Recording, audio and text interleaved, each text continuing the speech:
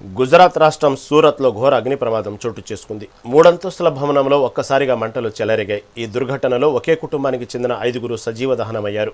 మృతులలో ఒక చిన్నారి, 4 మహిళలు ఉండటం అందరినీ కలిచివేస్తుంది.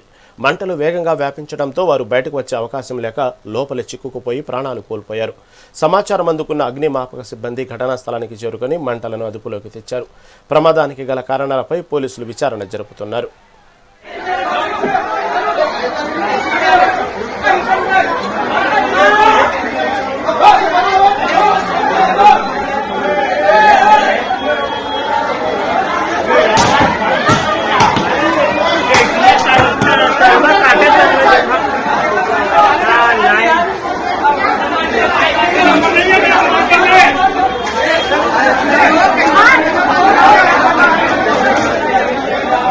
अंदर है क्या भाई? अंदर है क्या कोई?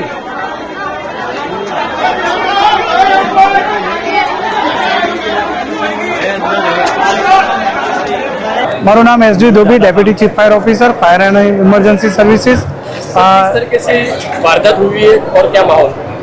लिंबायत में करीबन 11 बजे फायर कॉल मिला था कि कुछ आग लग गया है रहठान रेसिडेंट एरिया में। तो तत्काल प्रभाव से कंट्रोल रूम से हमारे अधिकारियों एवं कर्मचारियों को कॉल दिया गया और नज़दीक से डुम्बाल फायर स्टेशन, मान दरवाजा से गाड़ियाँ तुरंत यहाँ पे पहुँची और यहाँ पे देखा कि आग लगा हुआ है। तो तुरंत हमारी टीम ने अंदर जाके देखा तो आग की वजह से 5 आदमी उसमें फंसे थे। उनको निकाल के हम लोग ने आगे फॉरवर्ड हॉस्पिटल में रवाना किया है। 4 एडल्ट है, 1 बच्चा था। एक रेंटाक विस्तार में साड़ीओना वर्क करवाती जे घर में आग लागी है, खूब दुखदनीय घटना है। आ घटना अंतर्गत परिवार में लगभग 4 से 5 लोगों ने पोतानी जान गुमावी है खबर फायर ऑफिसर थी मળી रही है। त्यारे खूब दुखदनीय घटना है।